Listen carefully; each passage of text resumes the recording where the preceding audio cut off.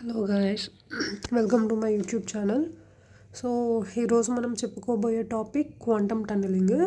Quantum tunnelling చెప్పుకునే ముందు ఒకసారి 1D బాక్స్ చూద్దాం. 1 డైమెన్షనల్ బాక్స్. 1 డైమెన్షనల్ బాక్స్ అంటే ఏంటి? ఇక్కడ పొటెన్షియల్ ఇన్ఫినిటీ, ఇక్కడ potential infinity. So potential infinity అయితే వేవ్ ఫంక్షన్ ఏమవుతుంది? వేవ్ ఫంక్షన్ 0 అవుతుంది. సో ఇక్కడ వేవ్ ఫంక్షన్ 0, ఇక్కడ పొటెన్షియల్ ఇన్ఫినిటీ కాబట్టి ఇక్కడ కూడా వేవ్ ఫంక్షన్ 0. ఓకే, సో మనం లెంగ్త్ ఏ తీసుకుందాం. ఇది లెంగ్త్ కదా, length equals to A. So 1 dimensional బాక్స్లో ఏమవుతుంది? పొటెన్షియల్ ఇన్ఫినిటీ అయితే వేవ్ ఫంక్షన్ అనేది 0 అవుతుంది. సో ఇప్పుడు ఇంకొక ఎగ్జాంపుల్ చూద్దాం.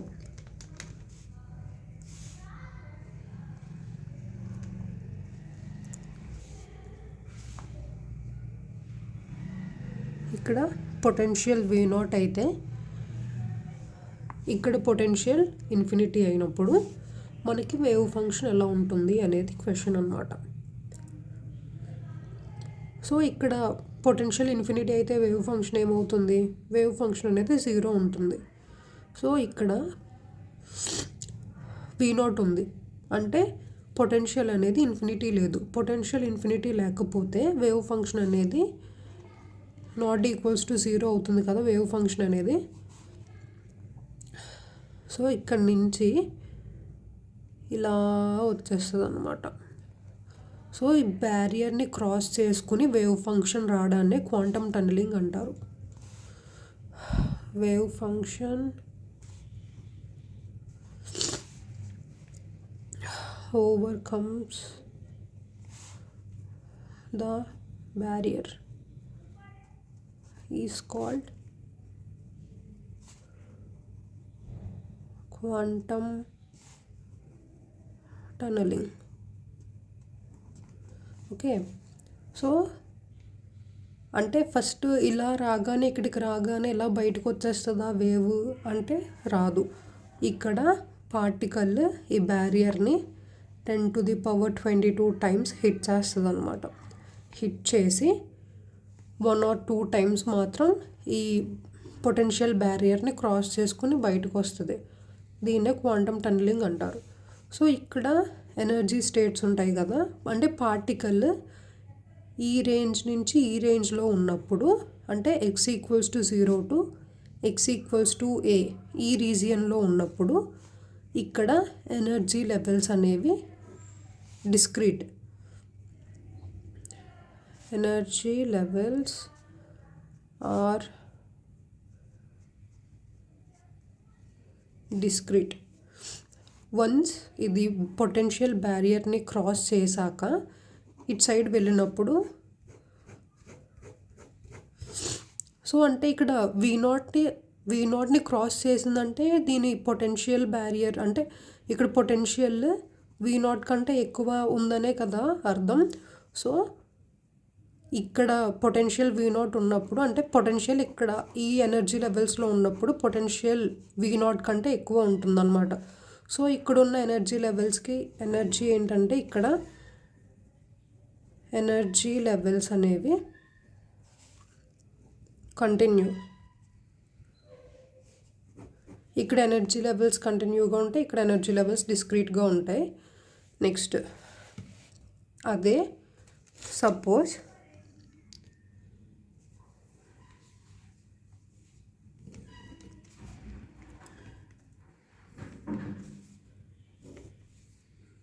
ఇక్కడ పొటెన్షియల్ 2V0 ఉంది, ఇక్కడ పొటెన్షియల్ V0 ఉంది. సో అప్పుడు వేవ్ ఫంక్షన్ ఎలా ఉంటుంది? సో ఇన్ఫినిటీ ఉంటేనే వేవ్ ఫంక్షన్, పొటెన్షియల్ ఇన్ఫినిటీ ఉంటేనే వేవ్ ఫంక్షన్ 0 అవుతుంది. ఇక్కడ పొటెన్షియల్ ఇన్ఫినిటీ లేదు, ఇక్కడ పొటెన్షియల్ ఇన్ఫినిటీ లేదు కాబట్టి టన్నెలింగ్ అనేది జరుగుతుందన్నమాట. సో ఇక్కడ ఎక్కువ పొటెన్షియల్, దీంతో కంపేర్ చేస్తే ఇక్కడ ఎక్కువ పొటెన్షియల్ ఉంది కాబట్టి టన్నెలింగ్ కొంచెం తక్కువ జరుగుతుంది. 2V0 కంటే V0 తక్కువ కాబట్టి ఇక్కడ టనలింగ్ అనేది ఎక్కువ జరుగుతుందన్నమాట. ఇది ఏ అనుకుంటే ఇది టనలింగ్ ఇక్కడ ఎక్కువ ఉంటుంది, ఇక్కడ టనలింగ్ తక్కువ ఉంటుంది. అంటే మనకి పొటెన్షియల్ ఎక్కువ ఉంటే టనలింగ్ అనేది తక్కువ ఉంటుందన్నమాట. అదే సపోజ్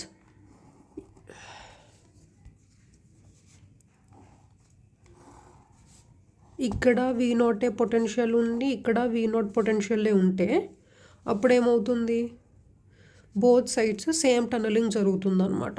ఇక్కడ ఎంత టనలింగ్ అయితే జరుగుతుందో ఇటు సైడ్ అంతే టనలింగ్ జరుగుతుంది. ఇది ఏ, ఇక్కడ సేమ్ టనలింగ్. సో ఇప్పుడు మనం ఒక CSIR నెట్ క్వశ్చన్తో మనం ఈ టాపిక్ని అర్థం చేసుకుందాం. సో ఇది క్వశ్చన్, ఇది CSIR నెట్ నవంబర్ 2020లో క్వశ్చన్ అనమాట. 1 డైమెన్షనల్ పొటెన్షియల్ గురించి క్వశ్చన్ ఏమి ఇచ్చారు, for the 1 dimensional potential well ABC as shown in the figure, let EA, EB and EC denotes the ground state energies of a particle respectively. So ఇక్కడ 3 diagrams ఇచ్చారు. The correct ordering of the energies is, ఏమి ఇచ్చారు question, 3 potential 1 dimensional potential wells ఇచ్చారు. ఇది ABC, అలానే దీనికి energy EA, దీనికి energy EB, దీనికి ఎనర్జీ EC. సో ఇవన్నీ ఏంటి, గ్రౌండ్ స్టేట్ ఎనర్జీస్ అనమాట. గ్రౌండ్ స్టేట్ ఎనర్జీస్ అంటే ఈ n = 1 కదా గ్రౌండ్ స్టేట్ ఎనర్జీ అంటే. n = 1 గ్రౌండ్ స్టేట్, n = 1 అంటే గ్రౌండ్ స్టేట్. సో ఇందాకే మనం డిస్కస్ చేసుకున్నాం ఏంటి, ఇక్కడ మనకి పొటెన్షియల్ ఇన్ఫినిటీ ఉంటే వేవ్ ఫంక్షన్ అనేది 0 ఉంటుంది. కాబట్టి వేవ్ ఫంక్షన్ ఇక్కడ ఎండ్ అయిపోతుంది.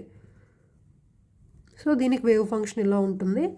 ఇక్కడ ఏంటి, పొటెన్షియల్ మళ్ళీ సేమ్, పొటెన్షియల్ ఇన్ఫినిటీ ఉంటే వేవ్ ఫంక్షన్ 0 ఉంటుంది. అంటే వేవ్ ఫంక్షన్ ఇలా స్టార్ట్ అయ్యి ఈ బ్యారియర్ని క్రాస్ చేస్తుంది.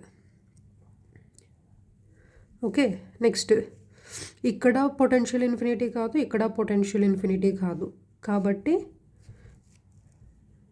ఇటు కొంచెం తక్కువ క్రాస్ చేస్తుంది వేవ్ ఫంక్షన్, ఇటు కొంచెం ఎక్కువ క్రాస్ చేస్తుంది. సో ఇప్పుడు ఏంటి, ఈ డిస్టెన్స్ అంతా మనకి ఏ కదా, ఈ డిస్టెన్స్ ఏ, ఇది ఏ కంటే కొంచెం ఎక్కువ, ఇది ఏ కంటే బాగా ఎక్కువ. ఎందుకంటే ఇటు కొంచెం డిస్టెన్స్ ట్రావెల్ అయ్యింది, ఇటు కొంచెం డిస్టెన్స్ ట్రావెల్ అయ్యింది, ఇది ఇటు మాత్రం కొంచెం డిస్టెన్స్ ట్రావెల్ అయ్యింది, ఇది అసలు డిస్టెన్సే ట్రావెల్ అవ్వలేదు. కాబట్టి ఎంత దూరం డిస్టెన్స్ ఏది తక్కువ ట్రావెల్ చేసింది, తక్కువ EC ట్రావెల్ చేసింది, ఫస్ట్ C ట్రావెల్ చేసింది, తర్వాత B తక్కువ ట్రావెల్ చేసింది, ఆ తర్వాత A ట్రావెల్ చేసింది. ఎక్కువ డిస్టెన్స్ A ట్రావెల్ చేసింది, తక్కువ డిస్టెన్స్ C ట్రావెల్ చేసింది. నెక్స్ట్ ఇప్పుడు అడిగింది ఏంటి, ఎనర్జీస్ మాత్రం అడిగారు. మనకి ఇక్కడ ఏముంది, వేవ్ ఫంక్షనే కదా ఇది. సో లాంబ్డా అంటే ఏంటి, వేవ్ లెంగ్త్ కదా. సో వేవ్ లెంగ్త్ అంటే ఏంటి, ఇది కదా వేవ్ లెంగ్త్ అంటే. సో ఇక్కడి నుంచి ఇక్కడికి, మళ్ళీ ఇక్కడి నుంచి ఇక్కడికి ఎంత, లాంబ్డా. మనకి ఇక్కడ ఏముంది, హాఫ్, కరెక్ట్గా ఎగ్జాక్ట్లీ హాఫ్ ఉంది. కాబట్టి ఇక్కడ ఎంత ట్రావెల్ చేసినట్టు, లాంబ్డా. లాంబ్డా ఇక్కడ ఎంత, ఇది ఫుల్ లాంబ్డా అయితే ఇది హాఫ్ ఎంత అవుతుంది, λ/2 అవుతుంది. సో మనకి ఏమి ఇచ్చారు, నెక్స్ట్ మనకి ఇచ్చింది ఏంటి, ఎనర్జీ కావాలని అడిగారు. మనకి వచ్చింది ఏంటి, లాంబ్డాలో వచ్చింది. సో ఇప్పుడు ఏంటి, ఎనర్జీకి లాంబ్డాకి రిలేషన్ చూస్తామన్నమాట. సో మనకి ఎనర్జీ ఏంటి, ఎనర్జీ = ఫార్ములా ఏంటి, n² π² h×² / 2m a². Okay, so for suppose n = 1 అయితే అప్పుడు A = ఎంత అవుతుంది, λ/2 అవుతుంది.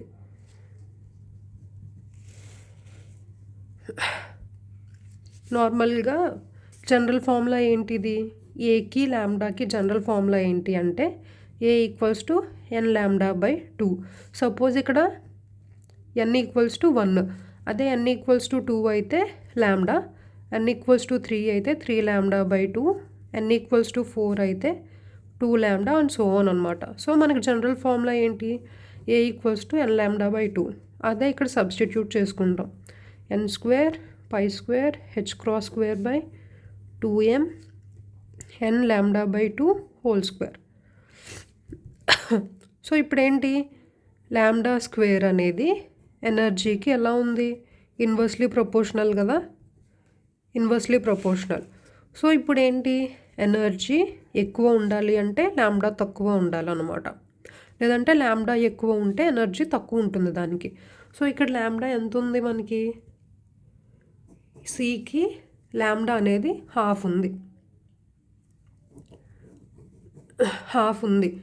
ఇక్కడ ఎక్కువ ఉంది, ఇక్కడ బాగా ఎక్కువ ఉంది. అంటే ల్యాండా పరంగా ఏంటి? E of A greater than B greater than C. మనకి ఏంటి? ఇందాకే చూసుకున్నాం, ల్యాండా ఎక్కువ ఉంటే ఎనర్జీ తక్కువ ఉండాలన్నమాట. అంటే ఇక్కడ ల్యాండా దీనికి ఎక్కువ ఉంది, దీనికంటే దీనికి తక్కువ ఉంది, బీకి తక్కువ ఉంది, బీ కంటే సికి తక్కువ ఉంది. సో అంటే ఎనర్జీ ఏమవ్వాలి?